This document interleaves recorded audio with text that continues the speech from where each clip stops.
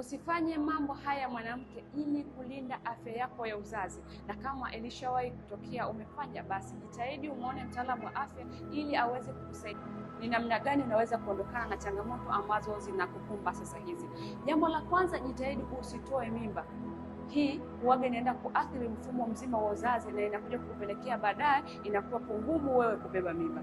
Jambo la pili, jitahidi sana usitumie uzazi wa mpango. Hauko kwenye ndoa lakini unatumia uzazi wa mpango. Hii inakupelekea kwenda kuathiri upevushaji wako wa mayai, na pindi unahitaji kupata mtoto inakuwa ni ngumu. Wapo wengi ambao wanalia walitumia uzazi wa mpango kwa kipindi hicho, lakini sasa hizi hawabebi mimba.